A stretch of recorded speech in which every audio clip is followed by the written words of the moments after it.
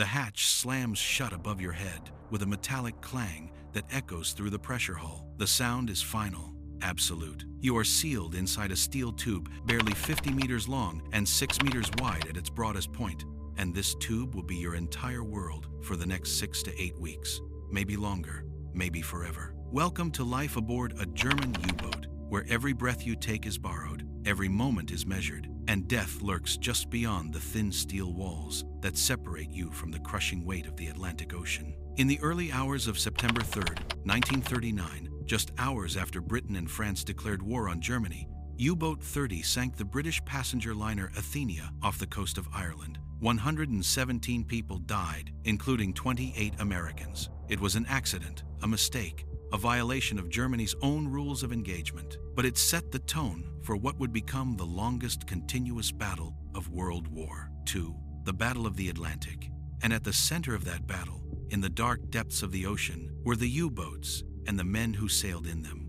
The Kriegsmarine's U-boat arm, the Unterseebootwaffe, would ultimately comprise over 1,150 submarines of various types. These boats would sink more than 3,000 Allied merchant ships and nearly 200 warships, but the cost would be devastating. Of the roughly 40,000 men who served in U-boats during the war, 30,000 would never return, a casualty rate of 75%. No other branch of any military in World War II would suffer such horrific losses. To step aboard a U-boat was to accept that the odds of your survival were roughly the same as a coin flip. Worse, actually, much worse. The men who volunteered for this service, and it was entirely voluntary, were not suicidal. They were not fanatics, at least not most of them. They were sailors, technicians, torpedo mechanics, radio operators, engineers. Young men, mostly. The average age aboard a U-boat was around 21 years old. They joined because U-boat service offered better pay,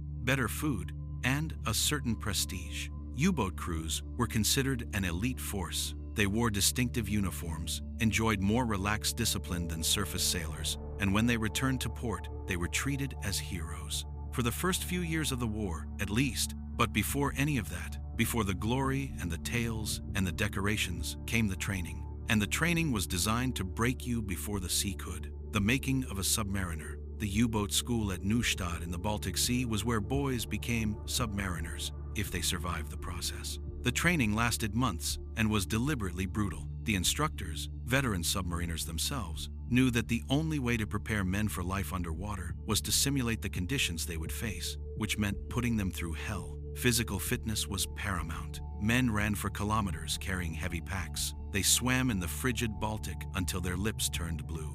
They climbed ropes, did endless calisthenics, pushed their bodies to the limit and beyond. Because aboard a U-boat, physical weakness could kill not just you, but everyone aboard. A man who couldn't perform his duties when exhausted, when cold, when terrified, was a liability. The technical training was exhaustive. Every man had to understand every system aboard the boat. The torpedo mechanics learned how to maintain and fire the weapons, how to calculate firing solutions, how to reload tubes in heavy seas.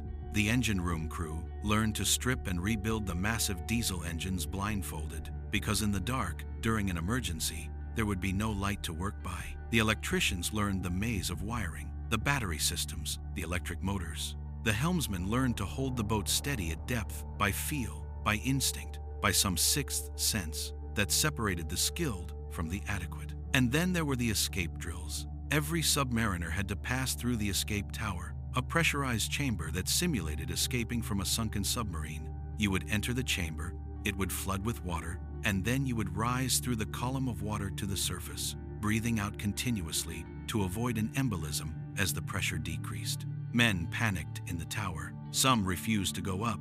Those men did not become submariners, because if you couldn't handle the controlled terror of the escape tower, you would never survive the uncontrolled terror of a real sinking. The washout rate was high. Not everyone who began training finished it. Some couldn't handle the claustrophobia, the constant stress, the knowledge of what they were training for. Others failed the technical requirements. Still others showed the wrong temperament, too nervous, too aggressive, too independent. The U-boat service needed men who could follow orders instantly, work as part of a team, and maintain discipline under the most extreme pressure. Finding such men was not easy.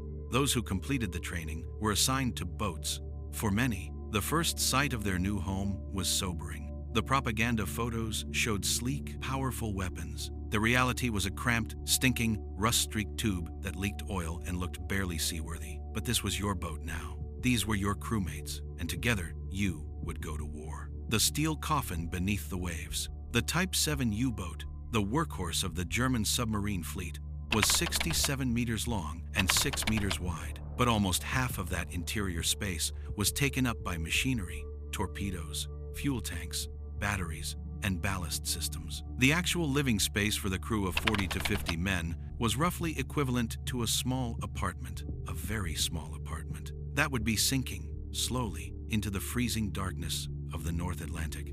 Every cubic centimeter was utilized. Torpedoes lined the forward compartment, 4 in the tubes, up to 8 more in storage, and the crew slept on top of them, on crude bunks wedged between the weapons. The torpedoes themselves were massive, 7 meters long, weighing nearly 2 tons each, packed with high explosive. They were also temperamental, requiring constant maintenance and calibration. The torpedo mechanics spent hours checking the guidance systems, the propulsion, the detonators. A malfunction could mean a wasted shot. Or worse, a circular run that brought the torpedo back to strike the U-boat that fired it. It had happened more than once. The control room, the nerve center of the boat, was a claustrophobic maze of valves, gauges, wheels, and levers. The attack periscope, a slender tube that could be raised when the boat was at periscope depth, was the commander's window to the surface world. The sky periscope, thicker and sturdier, was used for general observation. The hydrophone operator sat, hunched over his equipment, listening for the telltale sounds of enemy ships, the thrash of propellers, the ping of active sonar. His skill could mean the difference between detecting a threat in time to evade or being caught unaware. The chart table, barely large enough for a single chart, was where the navigator plotted the boat's position using dead reckoning, celestial navigation when surfaced, and occasional radio direction finding. Navigation, in the featureless expanse of the Atlantic, was an art as much as a science. Errors could put you hundreds of kilometers off course, missing your patrol area entirely, or worse, running into a minefield. The diesel engines, housed in the engine room aft, were monsters of iron and oil that roared with deafening volume when the boat ran on the surface. 2 MAN or Germania-Fürth diesels, each producing over 1,000 horsepower, drove the boat at speeds up to 17 knots. The heat they generated was intense, turning the engine room into a sweltering hell where men worked, stripped to the waist, their bodies slick with sweat and diesel fuel. The smell of the engines permeated everything, soaking into clothing, into skin, into lungs. Veterans claimed they could still smell it decades after the war ended. And then there were the batteries. Massive lead-acid batteries, 124 cells in the Type VII C, took up the entire lower level of the submarine beneath the crew spaces. They powered the electric motors when submerged, providing the silent running capability that was a submarine's greatest advantage. But they were dangerous. If seawater got into the battery compartment, it would react with the sulfuric acid to produce chlorine gas, a deadly poison that had killed thousands in the trenches of World War I. Every submariner knew the danger. Every submariner had nightmares about it. The battery cells also produced hydrogen gas during charging, which, if allowed to accumulate, could explode. Ventilation was critical but impossible when submerged. There was no privacy, none. The toilet, a single primitive head at the forward end of the boat, could only be used when the submarine was at shallow depth or on the surface. The pressure differential at deeper depths meant that using the toilet required a complex procedure involving multiple valves and pumps. And if you got the sequence wrong, you could blow the contents back into the compartment. It happened more than once. At depth, men used buckets. The buckets were kept near the torpedoes. The smell became part of life. 50 men living in this confined space meant that the air grew foul quickly. When submerged, the boat could not ventilate. Carbon dioxide levels rose. Oxygen levels fell. After 12 hours submerged, the air was thick and stale. After 24 hours, it was oppressive. Men's heads ached. Their eyes burned. Breathing became labored. Matches would not stay lit. And if the boat had to stay down longer, if they were being hunted by destroyers above, the air could become toxic. Carbon dioxide poisoning caused confusion, hallucinations, eventually unconsciousness, and death. The only solution was potash cartridges, chemical scrubbers that absorbed carbon dioxide, but these were limited and had to be used sparingly. The dampness was inescapable. Condensation formed on every metal surface as warm, moisture-laden air from men's breath and bodies met the cold steel of the pressure hull. Water dripped constantly. It ran down the walls, pooled on the deck, soaked into clothing and bedding. Nothing was ever dry. Mold grew on leather boots, on belts, on any organic material. Skin broke out in rashes and fungal infections. The persistent dampness, combined with the lack of washing facilities, meant that every man developed a layer of grime and grease that became a second skin. Fresh water was severely limited. What little was carried was primarily for the batteries and the engines. Drinking water was rationed to 1 liter per man per day, barely enough for survival. Washing was an impossible luxury. After a few days at sea, every man smelled of diesel fuel, unwashed bodies, and the peculiar stench of the boat itself, a mixture of oil, sewage, rotting food, and human misery. Experienced U-boat men claimed they could identify which boat they were approaching in port by smell alone, before they could see the hull number. The cold was bone deep. The Atlantic Ocean, even in summer, was cold. In winter, it was brutal. The steel hull conducted the cold directly into the boat, and there was no insulation, no heating system adequate to the task. Men wore every piece of clothing they owned, layer upon layer, until they could barely move. Leather jackets over woolen sweaters, over flannel shirts, over undershirts. And still they shivered. And still the cold penetrated. Fingers went numb. Toes lost feeling. Frostbite was common. The cold made everything harder, every task more difficult, every hour longer. Sleep was nearly impossible. The noise never stopped. Even when the diesels were silent and the boat ran on electric motors, there was the constant hum of machinery, the creak and groan of the hull under pressure, the sounds of men moving, working, talking in low voices. Crew members slept in shifts, hot bunking, which meant that as soon as one man got up, another took his place in the still warm bunk. 12 hours on duty, 6 hours off. But the 6 hours off did not mean 6 hours of sleep. There were always tasks, always maintenance, always something that needed attention. And through it all, the knowledge that you were underwater, that hundreds of meters of ocean pressed down on the hull, that one crack, one failure, one mistake could kill everyone aboard in seconds. That knowledge never left. It sat in the back of your mind during every waking moment and invaded your dreams during the brief periods of unconscious rest. Some men dreamed of drowning every night. Others stopped dreaming entirely, their sleep too shallow and fragmented for dreams to form. This was home, this steel coffin, this floating prison, this tomb in waiting. And in this environment, men were expected to fight a war, the hunt and the hunted. The primary mission of a U-boat was simple in concept, brutally difficult in execution. Find Allied convoys, sink their ships, avoid being killed in the process. In the early years of the war, during what U-boat men called the happy time, this was almost a fair fight. British anti-submarine warfare was poorly developed. Convoys were inadequately protected. U-boats could surface at night, approach at high speed, fire their torpedoes, and escape before effective counterattack could be organized. The commanders of this period, men like Günther Prien, Otto Kretschmer, and Joachim Schepke, became celebrities in Germany. Their faces appeared on magazine covers, in newsreels, in propaganda posters. Prien's penetration of Scapa Flow and sinking of the battleship Royal Oak in October 1939 was celebrated as a tremendous victory.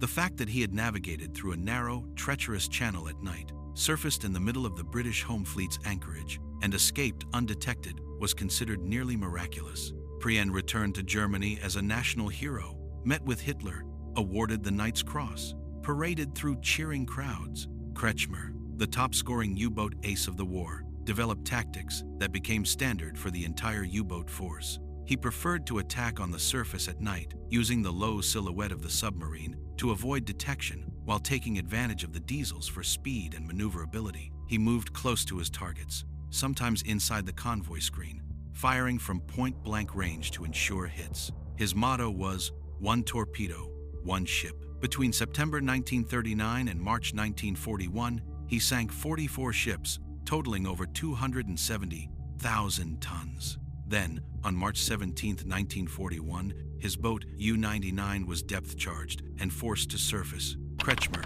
and most of his crew were captured. He would spend the rest of the war in a prisoner-of-war camp. Schepke, another ace, was less fortunate. In March 1941, his boat U-100 was rammed by the British destroyer HMS Vanoc during a night action. Schepke was on the bridge when the destroyer struck. He was caught between the submarine's conning tower and the destroyer's bow, crushed instantly. His boat sank with most of the crew. Only 6 survived. But the hunt was never easy, even in those early days. Finding a convoy in the vast expanse of the Atlantic was like finding a needle in an ocean-sized haystack. The Atlantic Ocean covers over 106 million square kilometers. A convoy of 40 ships spread across 10 kilometers of ocean was a tiny speck in that immensity. U-boats would patrol assigned areas, their commanders scanning the horizon through periscopes during the day, standing watch on the bridge at night, hoping for the telltale smoke of ships. Radio intelligence helped. The B-Dienst, the German Naval Intelligence Service, was skilled at decrypting British naval codes in the early war years. This allowed U-boat command headquarters, originally in Paris and later in Berlin, to direct boats toward known convoy routes.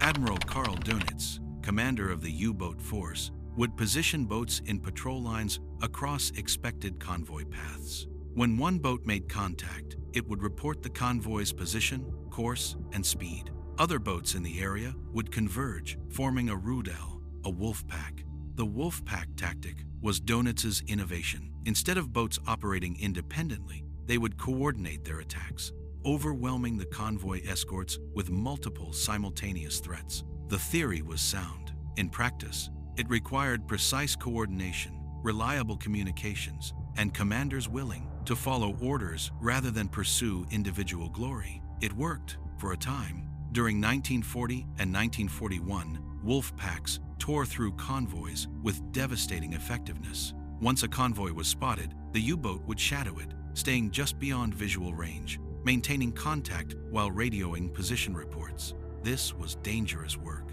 If the U-boat was spotted, escorts would immediately attack. The shadowing boat had to balance the need to maintain contact with the need to survive. As night fell and other boats arrived, the attack would begin. U-boats would surface, using their diesels to race ahead of the convoy, position themselves along its projected path, and wait. When the ships came into range, torpedoes would be fired. The torpedoes themselves were technological marvels and sources of endless frustration. The standard German torpedo, the G7A, was steam-powered, propelled by a motor that ran on compressed air and alcohol.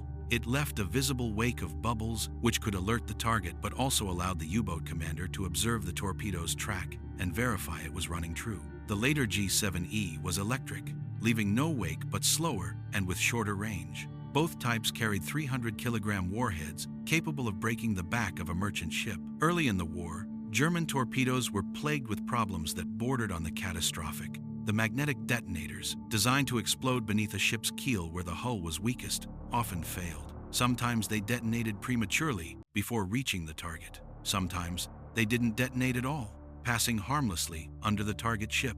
The depth-keeping mechanisms were faulty, causing torpedoes to run too deep or too shallow. The impact detonators, which should have detonated on contact if the magnetic detonator failed, often failed as well. The percussion pistols would strike the target's hull, crush inward without detonating, and the torpedo would bounce off. U-boat commanders reported perfect shots, perfect setups, watching their torpedoes run straight and true into the side of an enemy ship, and nothing, no explosion. Just the torpedo bouncing off or passing underneath. The frustration was maddening. Commanders filed furious reports.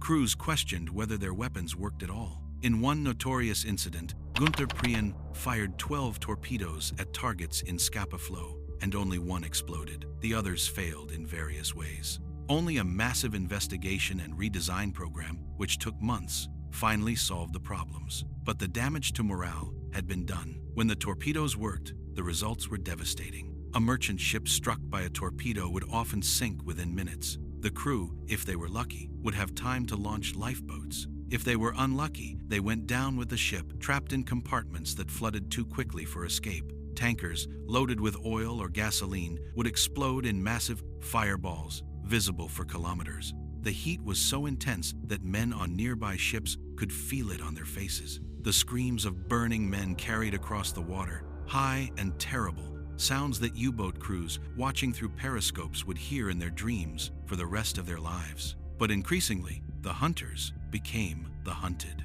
British anti-submarine tactics improved dramatically as the war progressed. Escort vessels became more numerous and more skilled. The corvettes of the Flower class, small, tough ships built in numbers that Germany couldn't match, provided close escort for convoys. Destroyers, faster and more heavily armed, ranged ahead and on the flanks, hunting for submarines. Escort carriers, merchant ships converted to carry aircraft, provided air cover in areas previously beyond the reach of land-based planes. Radar, initially primitive, became sophisticated enough to detect a surfaced U-boat at night from several kilometers away. The U-boat, low in the water, its conning tower barely above the surface, made a small target. But radar could find it, and once found, the U-boat was in mortal danger. Caught on the surface, with lookouts blinded by darkness, the first indication of attack might be the howl of incoming shells.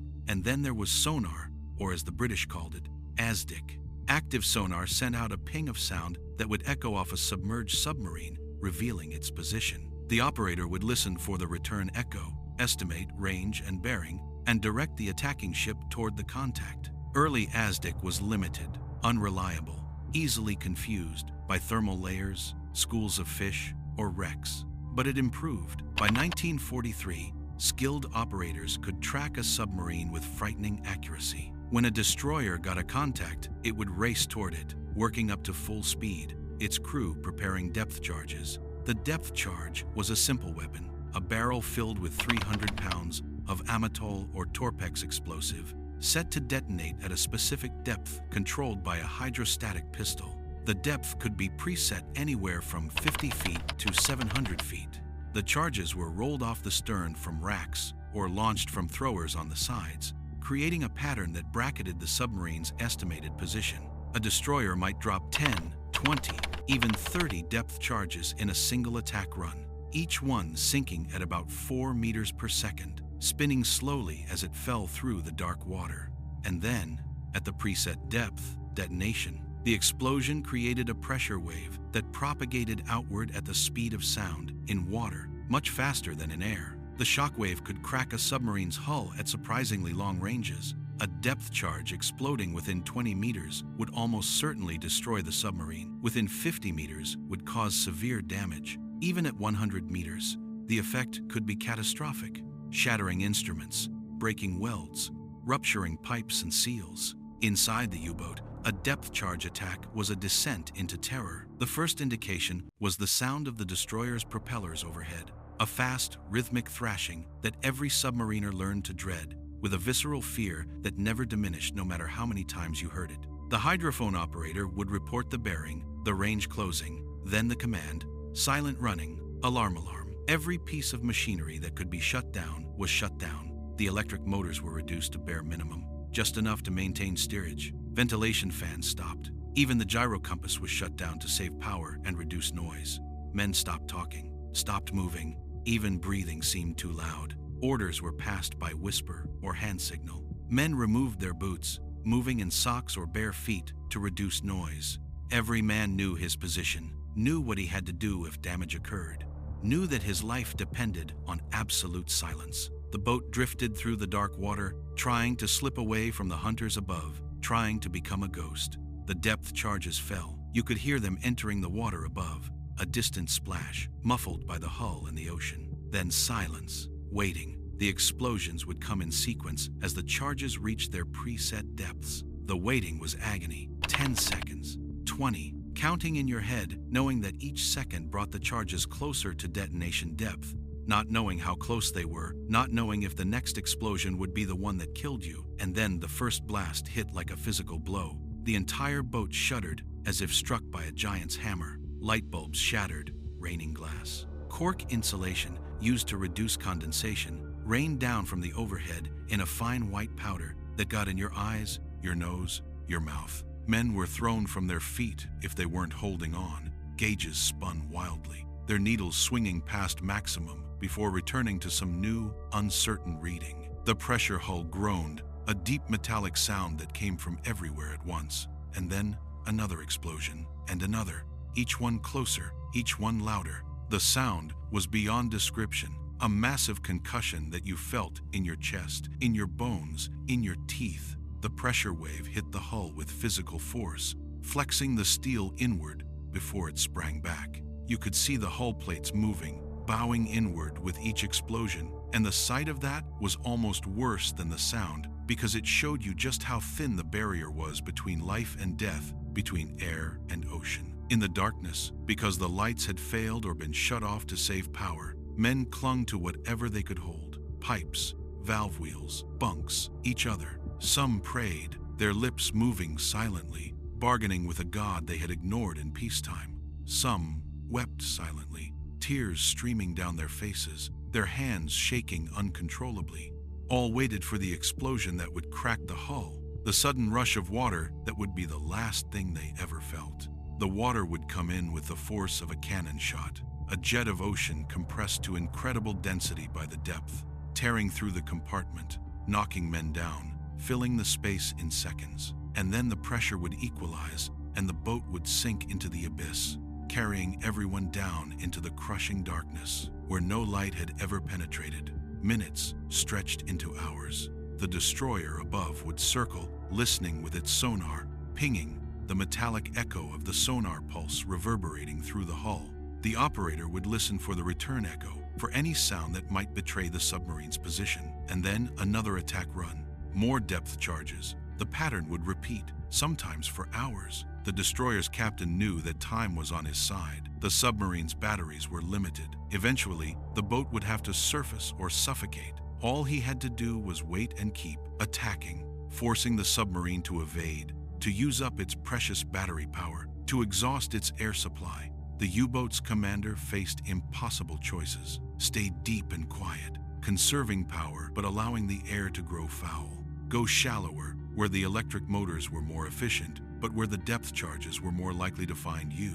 Change course and risk making noise. Stay still and hope the destroyer lost contact. There were no good choices, only choices that might keep you alive a little longer. Sometimes it worked. The destroyer would lose contact, its sonar returning confusing echoes from thermal layers or false contacts. It would run out of depth charges, having dropped its entire load without achieving a kill. Or it would be called away to rejoin the convoy, leaving the submarine battered but alive. When the sounds of the destroyer finally faded, when the hydrophone operator reported all clear, the crew would laugh with hysterical relief, their hands shaking, their bodies drenched in cold sweat. Despite the chill of the boat, they would surface after dark, blowing ballast, the boat rising toward the surface with agonizing slowness. The hatch would open and fresh air would pour in, cold and clean and tasting like life itself. Men would gulp it in great gasping breaths, filling their lungs with air that wasn't thick with carbon dioxide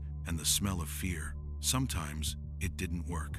The hull would crack, a horrible rending sound of metal tearing. Water would pour in through the breach, a solid column of ocean that no man could stop. The crew would scramble desperately to seal compartments, to close watertight doors, to isolate the flooding. Sometimes they succeeded, sacrificing the flooded compartment and the men trapped inside to save the rest of the boat. Sometimes the flooding was too severe, too much water entering too quickly. The boat would lose buoyancy, the bow or stern would tip down, and the submarine would begin its final dive. At first, the descent was slow, almost gentle. The commander would order full speed, trying to drive the boat toward the surface, but the weight of water would drag it down. The angle would increase. Men would slide across decks, grabbing for handholds. Equipment would break free and tumble aft. And then the boat would reach collapsed depth, the point where the pressure hull could no longer withstand the pressure. The implosion was instantaneous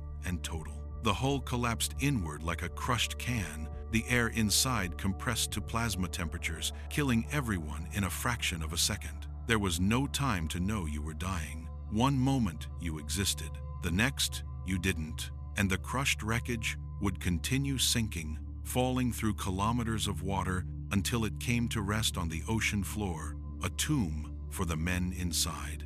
Daily life aboard the Iron Coffin. The routine aboard a U-boat was dictated by the watch schedule and the operational status. When on patrol, the boat typically ran on the surface at night, using its diesel engines to charge batteries, make progress toward the patrol area, and search for targets. The diesels were faster than the electric motors, allowing speeds of up to 17 knots on the surface versus 7 knots submerged. But running on the surface meant vulnerability to air attack, so constant vigilance was required. The conning tower, the small superstructure above the main hull, held the watch crew, 4 men typically, the officer of the watch, a petty officer, and 2 lookouts. They stood exposed to the elements, scanning the horizon with binoculars, searching for ships, aircraft, anything that might be friend or enemy. In the North Atlantic, this meant standing in freezing rain, in snow, in gale-force winds that could knock a man from his feet. The seas could be mountainous, waves 10, 15 meters high breaking over the conning tower, drenching the watch crew with icy water. They wore leather gear, long coats treated with oil to shed water. But the Atlantic would defeat any waterproofing eventually. The leather would soak through, and underneath, no matter how many layers you wore, you would be wet and freezing. Their hands and faces would go numb. Ice formed on their binoculars, on their beards, on the metal of the conning tower itself. And still they watched, because the price of inattention was death. An aircraft could appear from nowhere, diving out of the sun or emerging from cloud cover, and you would have perhaps 30 seconds to crash dive before the bombs fell. A surfaced submarine, caught unaware by aircraft, was a sitting target. The bombs would straddle the boat, the explosions lifting it bodily from the water, breaking its back, sending it to the bottom in minutes. Dawn was the most dangerous time. As light returned to the eastern sky, the submarine's low silhouette became visible from much greater distances. Aircraft that could not find the boat in darkness could now spot it from kilometers away. So, every dawn, the boat would crash, dive, the crew running through a well-practiced drill that took less than 30 seconds from alarm to submersion. The men on the conning tower would drop through the hatch, sliding down rather than climbing, every second critical. The diesels would be shut down, the exhaust valves closed, the electric motors engaged, ballast tanks would flood, vents opening to let air escape as seawater poured in. The bow would dip, the stern would rise, and the boat would slide beneath the surface, leaving only a swirl of disturbed water and a patch of diesel oil to mark where it had been. Submerged, the day passed slowly. The boat would proceed at slow speed to conserve battery power, perhaps 2 or 3 knots,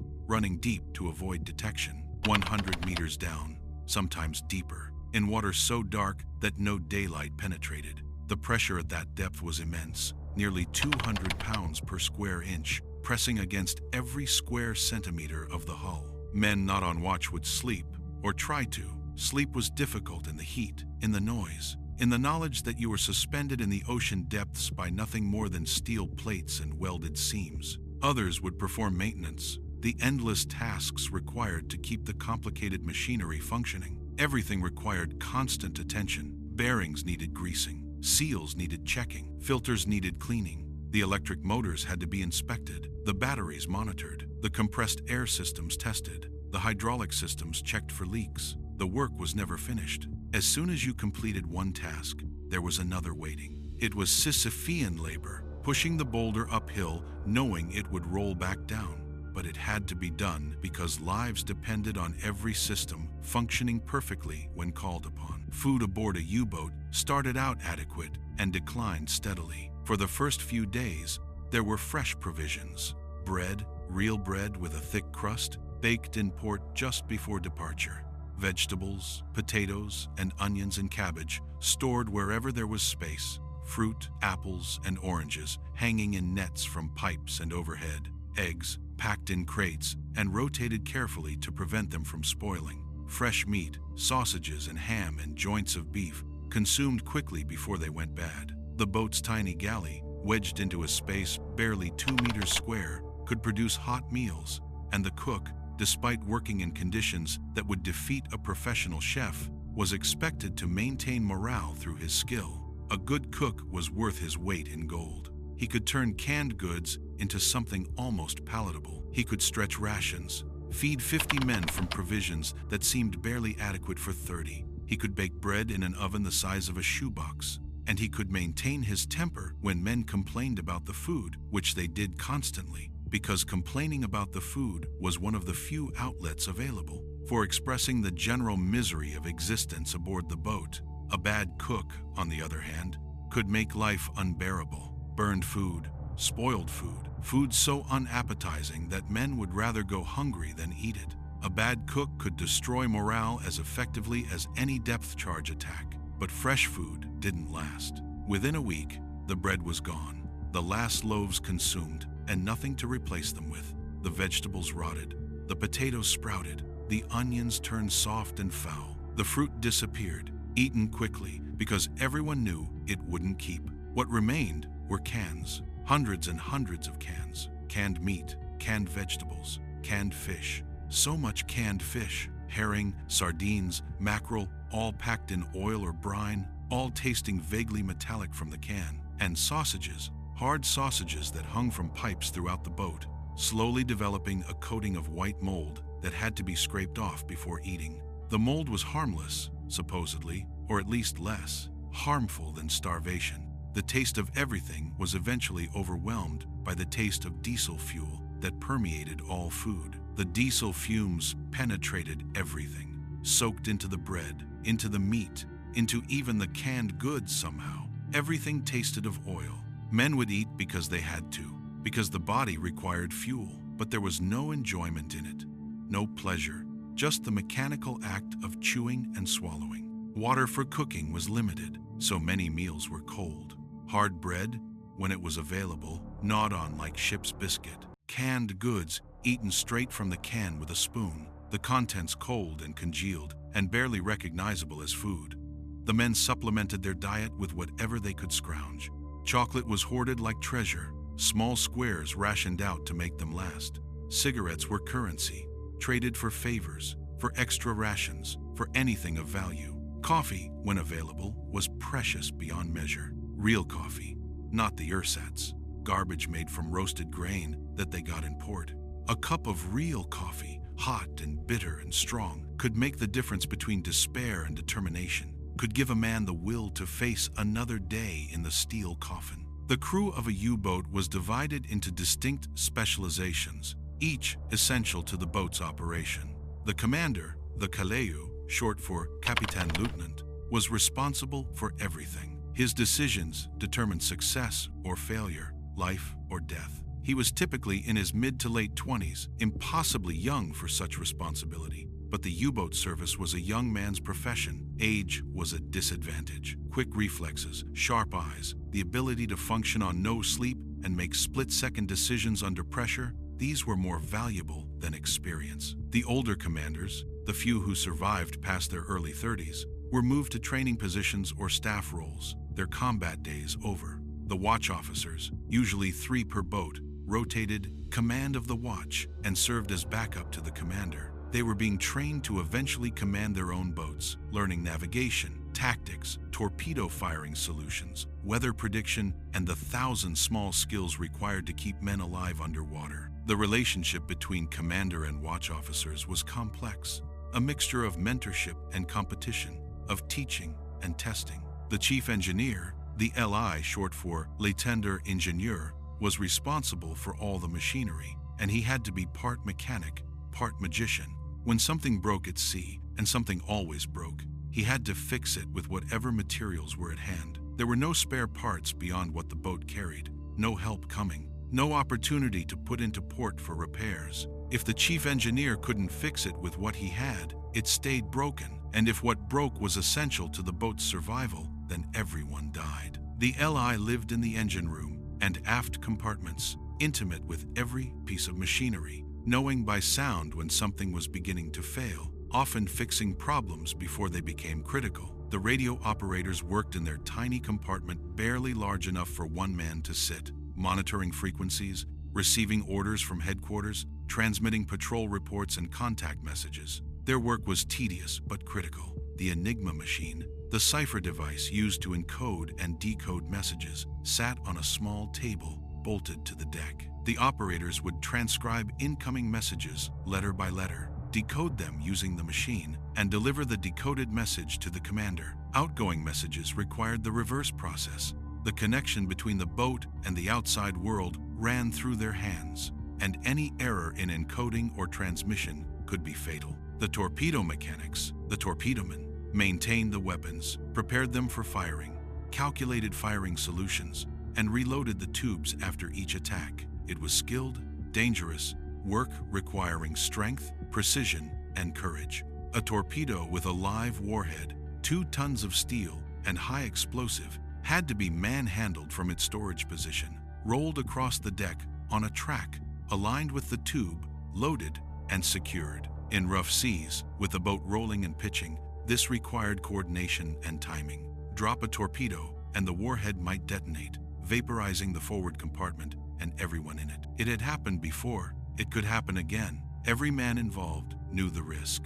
The hydrophone operator sat hunched over his equipment for hours, headphones clamped to his ears, listening to the sounds of the ocean. He could identify ships by the sound of their propellers, differentiate between merchant vessels and warships, estimate range and bearing from the volume and frequency of the sound. A good hydrophone operator was invaluable, giving the commander advance warning of threats, allowing the boat to evade or attack as circumstances required. But the work destroyed hearing. After a few years, most hydrophone operators were partially deaf, the constant noise through the headphones damaging the delicate structures of the inner ear. The ratings, the ordinary seamen, did everything else. They stood watches, maintained equipment, cleaned the boat as much as it could be cleaned, cooked, and performed the endless small tasks that kept the boat functioning. Many were teenagers, boys barely old enough to shave, learning their trade in the most unforgiving school imaginable. Some adapted, became skilled submariners, eventually rose through the ranks. Others never adapted, never quite overcome the fear, the claustrophobia, the grinding stress of daily life underwater. These men did their jobs because they had to, because discipline demanded it. But they counted the days until patrols end, until they could return to port and breathe air that didn't taste of diesel and despair. Despite the harsh conditions, or perhaps because of them, U-boat crews developed fierce camaraderie that transcended the normal military hierarchy. Class distinctions that dominated German society and the Kriegsmarine as a whole were relaxed aboard the boat. Officers and men lived in the same squalor, breathed the same foul air, faced the same dangers. There was no officer's wardroom separate from the crew, no private cabin for the commander. Everyone lived in the same tube, shared the same misery. The commander might be an officer with authority over life and death, but he ate the same food, endured the same cold, used the same primitive toilet, and died just as easily as the lowest rating. This created bonds that lasted lifetimes for those who survived. The officers' mess, such as it was, consisted of a tiny space with a fold-down table barely large enough for 4 men to sit, located just aft of the control room. Here, off watch, the officers would gather to eat, to play cards, to discuss the war and life and home and anything to pass the time and maintain sanity. A small gramophone, when it worked and when conditions permitted its use, played music on scratchy records. Classical music, Beethoven and Wagner, reminding them of a culture that valued beauty. Jazz from America, technically enemy music and officially discouraged, but popular nonetheless. Folk songs, marching songs, anything to fill the silence with something other than the mechanical sounds of the boat. The crew had their own spaces, their own rituals. Singing was common, voices raised in harmony despite or because of the circumstances. Dirty songs with dozens of verses, each more obscene than the last, sung with gusto and laughter. Sentimental songs about home and mothers and sweethearts left behind, sung quietly, sometimes with tears in the eyes of the singers. Marching songs from training days, bringing back memories of a time when life was hard but at least you could breathe fresh air. The songs bound them together, gave voice to shared experiences and shared fears, created a collective identity separate from the outside world. Humor, often dark and cruel, was another coping mechanism. Jokes about death, about the cold, about the food, about the boat itself. Gallows humor, laughing at the things that terrified you, because what else could you do? The humor could be vicious, picking at weaknesses, mocking those who showed fear too openly. But it was also democratic. Everyone was a target. Everyone took their turn being mocked. And everyone understood that the jokes were a way of saying, we're all in this together. We're all facing the same fate, and we'll face it with whatever dignity and defiance we can muster. Letters from home were treasured more than food, more than sleep, more than anything except perhaps life itself. When a U-boat returned to port and the mail was distributed, grown men would retreat to whatever privacy they could find, curl up in their bunks with letters clutched in oil-stained hands, and read and reread words from wives, from mothers, from girlfriends. These letters were connections to a world that seemed increasingly unreal the longer a patrol lasted, increasingly distant, increasingly dreamlike. The words on the page were proof that such a world existed, that somewhere people lived lives untouched by the constant proximity of death, lives where you could walk under an open sky and sleep in a bed that didn't move and breathe air that didn't reek of diesel. Some men wrote back, composing letters during off-watch hours, trying to describe life aboard the boat in ways that would not alarm their families, that would pass the censors who read every word.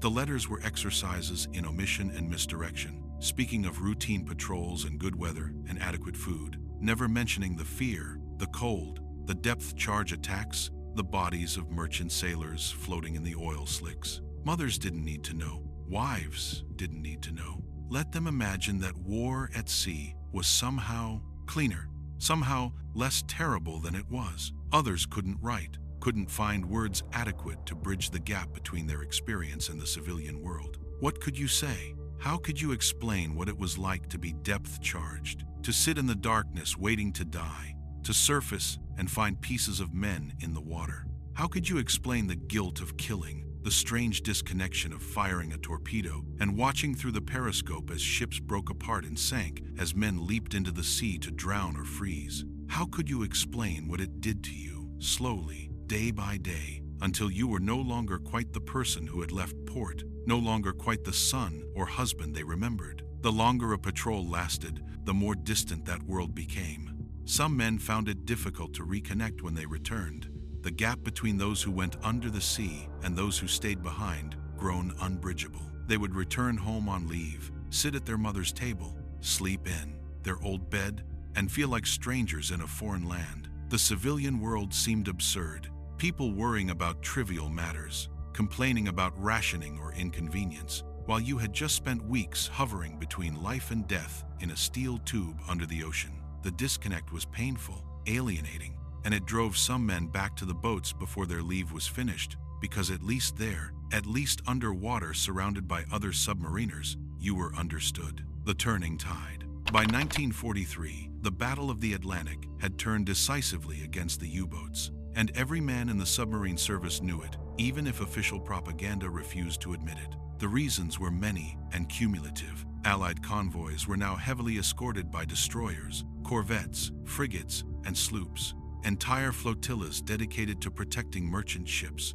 The escorts were equipped with improved radar that could detect a surfaced submarine at night from 10 kilometers away. Improved sonar, now called ASDIC or later sonar, could track a submerged boat with frightening accuracy. Forward-throwing weapons like Hedgehog and Squid allowed escorts to maintain sonar contact while attacking, unlike depth charges, which required the attacker to pass over the target and lose contact. Long-range patrol aircraft covered areas of the Atlantic that had previously been beyond air coverage. The mid-Atlantic gap where U-boats had once operated with relative impunity. B-24, Liberators, and other long-range bombers, equipped with radar, searchlights, and depth charges, were deadly effective against surfaced U-boats. A submarine caught on the surface by aircraft had perhaps 30 seconds to crash dive, often not enough time. The aircraft would drop depth charges or later acoustic homing torpedoes while the boat was still on the surface or just submerged, vulnerable and unable to defend itself. The Allies had also cracked the German naval codes. The Enigma machine, once thought unbreakable, had been compromised through the brilliant work of code breakers at Bletchley Park in England. Building on earlier Polish successes, British intelligence could read German U-boat communications almost in real time, sometimes faster than the intended recipients. This meant that convoy routes could be changed to avoid known U-boat patrol lines. Wolf packs, carefully positioned by U-boat headquarters, would find empty ocean where convoys should have been. And when a wolf pack did find a convoy, the convoy knew it was coming, had called in reinforcements, had prepared ambushes. The advantage of surprise, once the U-boat's greatest weapon, had shifted entirely to the Allies. German countermeasures were insufficient and introduced too late. Radar detectors, devices that could warn a U-boat when it was being illuminated by enemy radar, were developed, but they were primitive and unreliable. The METOX detector produced so many false alarms that many commanders simply ignored it, assuming every alert was another ghost signal. By the time more reliable detectors were developed, Allied radar had moved to different frequencies that the detectors couldn't detect. The snorkel, a Dutch invention adapted by Germany, was a retractable tube that allowed a submerged U-boat to run its diesel engines while remaining underwater, drawing air from the surface and exhausting fumes while the boat stayed at periscope depth. The snorkel should have been a game-changer, allowing boats to charge batteries without fully surfacing, reducing vulnerability to air attack. But it was introduced too late, not entering service until 1944, and it was problematic. In rough seas, waves would wash over the head valve, closing it automatically, and the diesels would suck air from the interior of the boat, creating a partial vacuum that caused agonizing pain in the ears and sinuses of the crew. Running on the snorkel was so uncomfortable that many commanders avoided using it except when absolutely necessary. New U-boat types were designed that would have restored German superiority, at least temporarily. The Type 21, an advanced boat that could make 17 knots submerged using advanced battery systems and streamlined hull design, could outrun any surface vessel while underwater, making it nearly immune to conventional anti-submarine tactics. But the Type 21 entered service only in the final weeks of the war, too late and in too few numbers to affect the outcome. Most never left port, destroyed by bombing or scuttled as Allied armies approached. The losses mounted horrifically, reaching levels that would have caused any rational military force to withdraw from the field. In May 1943, the slaughter reached a peak. 41 U-boats were sunk in a single month, out of a force of roughly 200 operational boats. 20% of the active fleet destroyed in 30 days. The toll was unsustainable, unbearable. Grand Admiral Karl Dönitz, commander of the U-boat force and by then commander-in-chief of the entire Kriegsmarine, temporarily withdrew his boats from the North Atlantic, conceding defeat in the campaign's central theater. But the reprieve was brief. Hitler demanded that the U-boat war continue, regardless of cost, regardless of effectiveness. Germany needed the U-boats to tie down Allied resources, to maintain at least the threat of interdicting supply lines, even if actual sinkings had dropped to minimal levels. And so the boats went back out, and the men went back to sea, knowing that their chances of survival were now almost non-existent, knowing that they were being sent to die for a cause already lost, in a war already decided. The average U-boat in the later years of the war lasted 2 to 3 patrols before being sunk. Some boats were lost on their first patrol, destroyed before they could even reach their operational areas.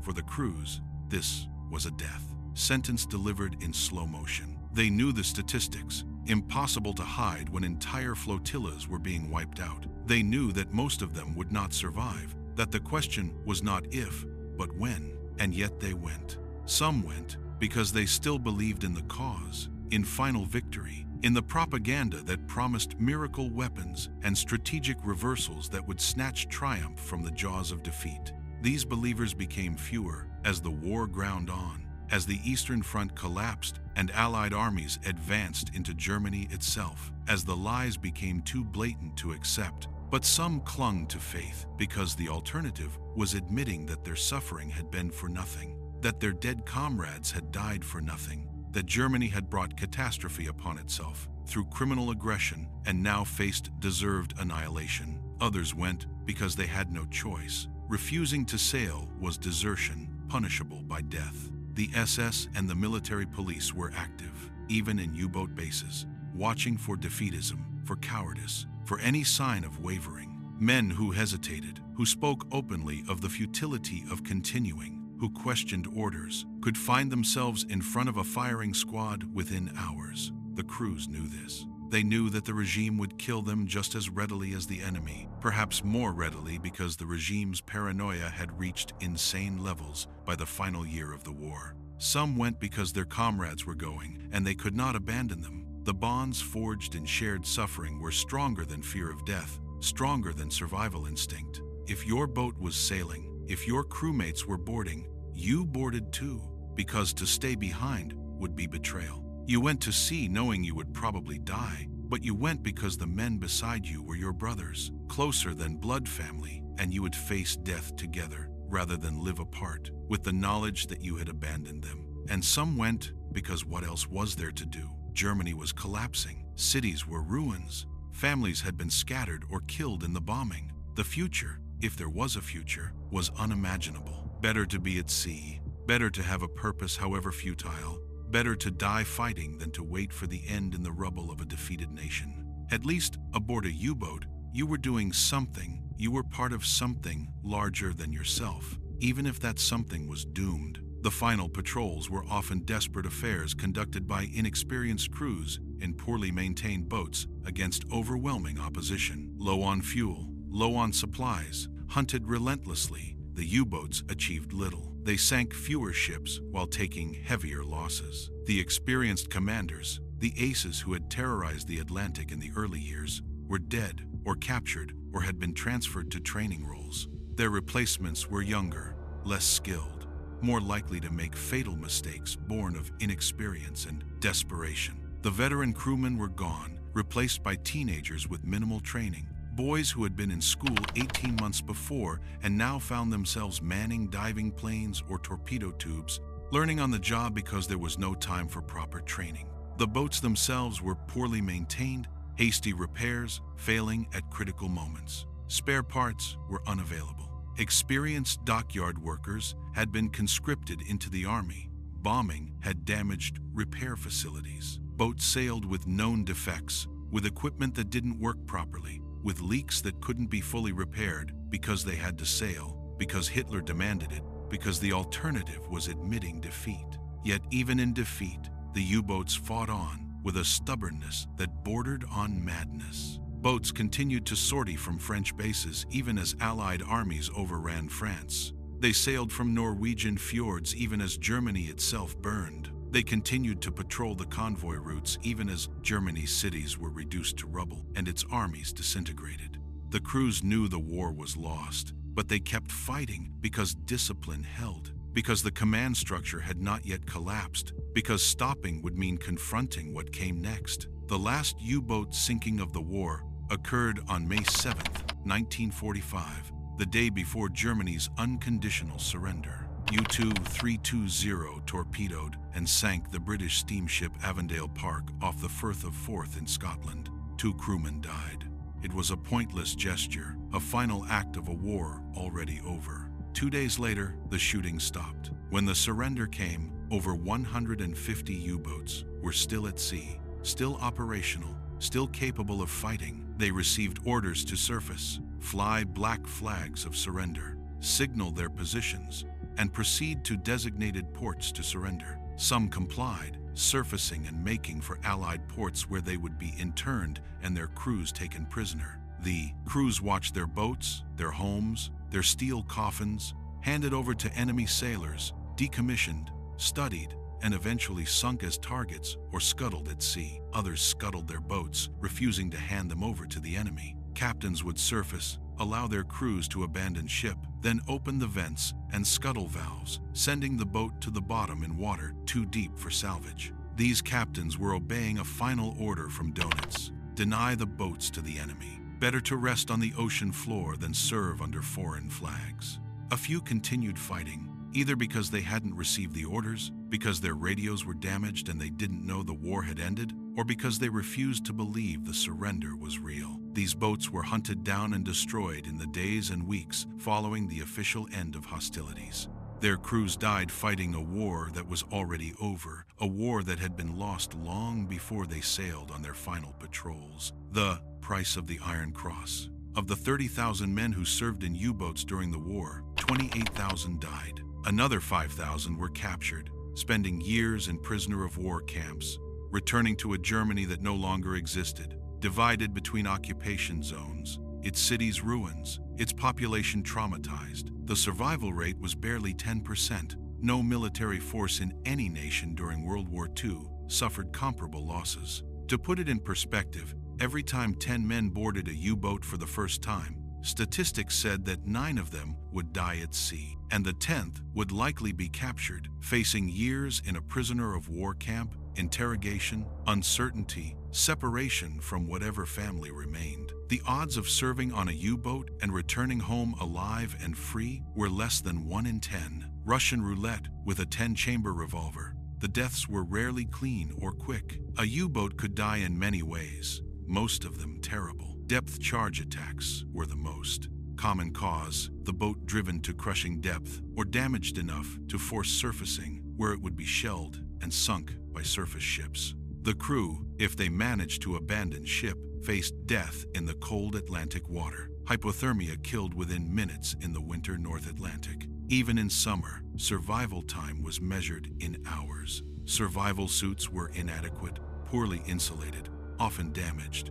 Life rafts were frequently destroyed in the sinking or lost in the chaos of abandoning ship. Men drowned, froze, or died of exposure, floating in their life jackets until they simply gave up and slipped beneath the surface. Aircraft attacks were sudden and deadly. A U-boat caught on the surface had perhaps 30 seconds warning before bombs or depth charges rained down from above. If the boat could not dive in time, if the lookout spotted the aircraft too late, the boat was doomed. The aircraft would make multiple passes, dropping ordnance with practiced precision until the submarine was destroyed, broken in half, sinking in a spreading pool of oil and debris. Survivors in the water were sometimes strafed by machine gun fire. Though this was officially against orders on both sides, it happened anyway, in the heat of battle, in revenge for merchant sailors killed. In the simple brutality that war brings out in men, mechanical failures could be just as lethal as enemy action. A U-boat was a complicated machine operating in a hostile environment where every system had to function perfectly or men died.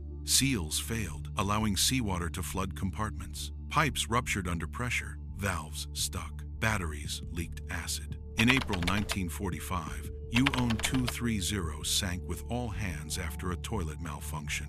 The boat was equipped with a new high-pressure toilet, complicated and difficult to operate. The commander, using it incorrectly, caused seawater to flood into the submarine. The water reached the batteries beneath, generating chlorine gas. The boat was forced to surface in enemy waters off Scotland, was immediately attacked by aircraft, and sank. 50 men died because of a toilet. The absurdity of it, the sheer randomness, somehow made it worse. Collisions were another danger lurking in the darkness.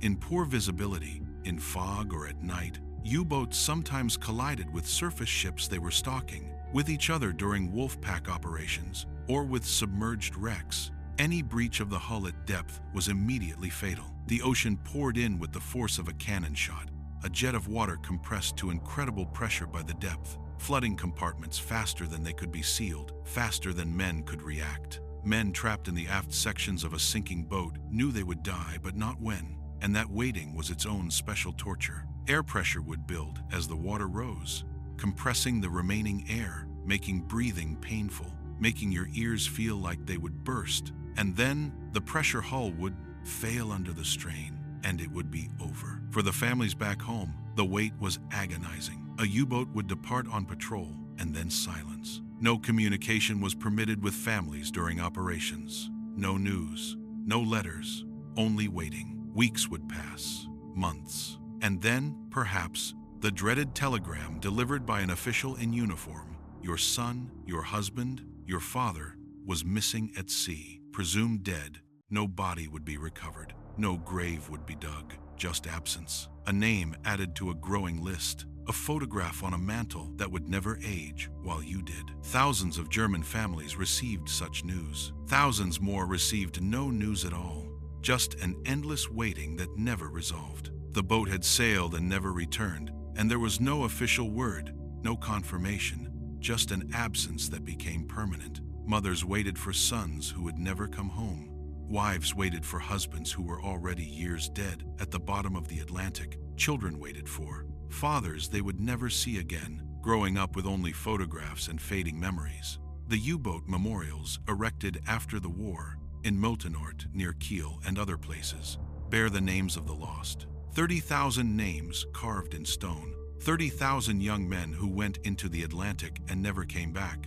The youngest was 15 years old, a boy who lied about his age to enlist. The oldest was in his 50s. But most were between 18 and 25. An entire generation fed to the sea, their lives measured not in years but in patrols, in days submerged. In-depth charges survived until the last one they didn't. The psychological toll on survivors was immense and lifelong. Men who endured months in the steel coffin, who watched comrades die, who faced death daily and survived by luck or chance, did not emerge unchanged. Many suffered what we now recognize as post-traumatic stress disorder, though the term didn't exist then and the condition was poorly understood. Nightmares plagued them for decades. They would wake screaming, convinced they were drowning, that the boat was sinking, that the depth charges were falling. Anxiety attacks could be triggered by seemingly innocuous things: the sound of running water, the smell of diesel fuel.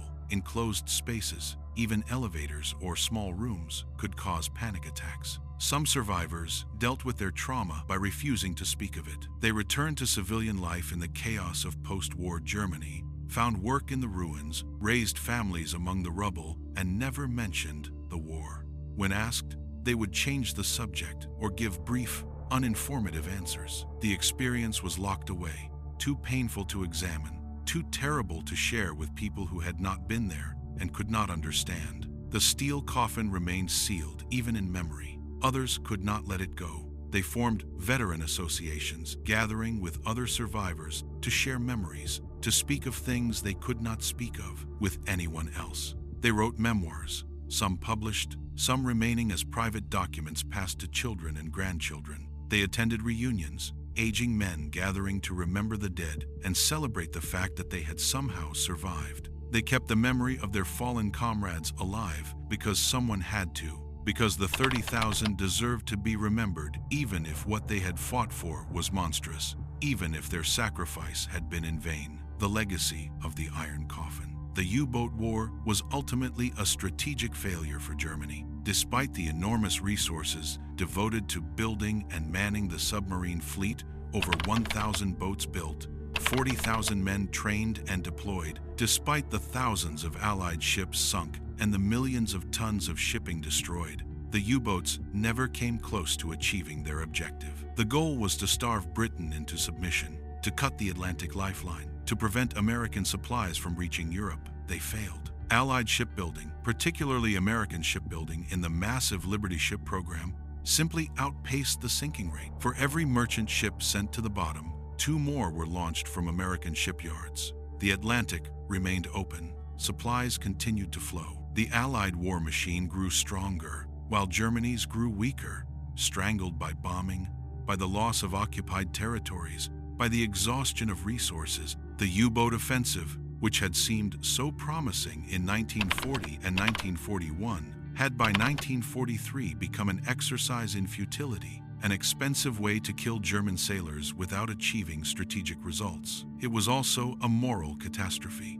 The U-boat campaign was total war in its purest and most brutal form. Merchant sailors were non-combatants, civilians employed by shipping companies to transport cargo. They were not soldiers. They carried no weapons. They posed no direct military threat, yet they died by the tens, thousands in the cold Atlantic, victims of torpedoes fired by men who rarely saw the faces of those they killed, who watched through periscopes as ships broke apart and sank, who heard the screams of burning and drowning men and then dove deep and sailed away. The commanders who became aces, who were celebrated with medals and newspaper stories and parades, had achieved their scores by drowning sailors whose only crime was delivering cargo. There was no glory in it, only death. The tonnage figures, announced with such pride by German propaganda, represented not just ships but lives. Every 1,000 tons sunk meant dozens of men dead. The numbers became abstractions, but behind each number were individuals.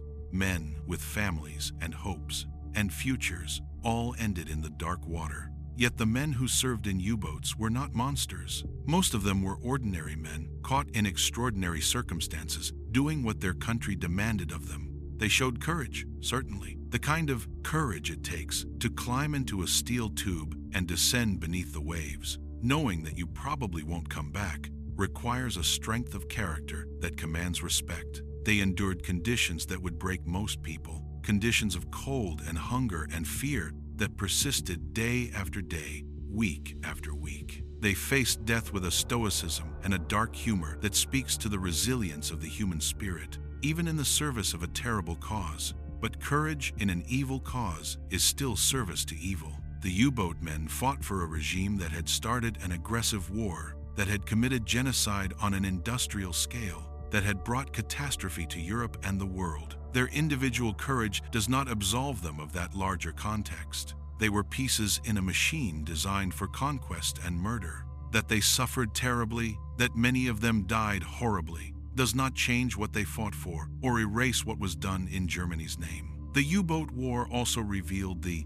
limits of technology and human endurance. The submarines were marvels of engineering for their time, complex machines that pushed the boundaries of what was mechanically possible. But they were also death traps, coffins for young men who trusted their lives to steel hulls and mechanical systems that could fail at any moment, and often did. The technology that made the U-boats possible, the diesel engines and electric motors and compressed air systems and torpedo guidance mechanisms, also made them vulnerable. Every innovation in submarine warfare was met with counter-innovations in anti-submarine warfare: radar, sonar, depth charges, forward-throwing weapons, long-range aircraft. In the end, the hunters became the hunted, and the ocean became a vast graveyard. Today, scattered across the floor of the Atlantic Ocean, hundreds of U-boats lie where they sank decades ago. They are war graves, sanctified by the men who died within them, protected by international law from salvage or disturbance. Divers occasionally find them, these rusting hulls in the darkness, hundreds of meters down, lying on their sides or broken in pieces, wrapped in fishing nets and encrusted with marine life.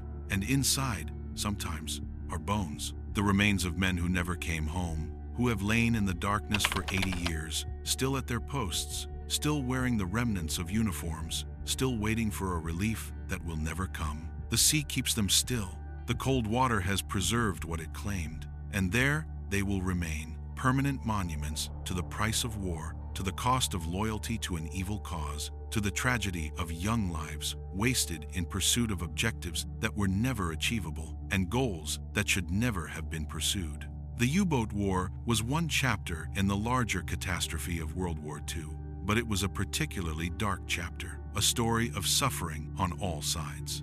It showed what men will endure when they believe in a cause, however misguided. It showed the price of loyalty, of duty, of following orders into the abyss. It showed that technological superiority means nothing without the strategic context to use it effectively. And it showed that in war, there are no winners, only survivors and the dead, and sometimes the line between the two is thinner than you'd like to think. The men who climbed into those steel tubes and descended beneath the waves knew what they faced.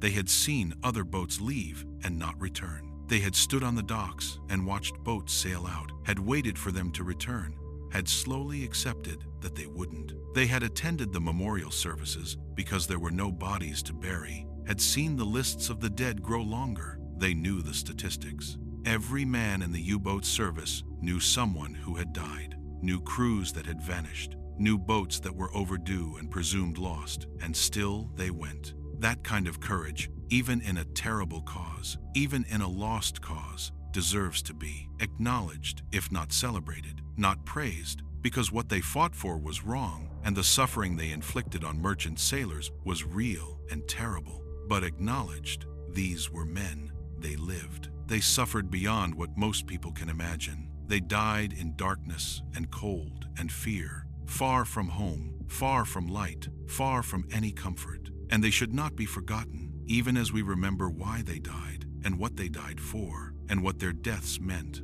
The steel coffin beneath the waves held 30,000 stories, 30,000 lives cut short, most before they were 25 years old. 30,000 families shattered by telegrams and absences and the terrible uncertainty of not knowing. 30,000 men who breathed their last breath not in air but in water, in the darkness of the deep ocean where pressure crushes steel and light never reaches. And in the end, it was all for nothing. The convoys got through.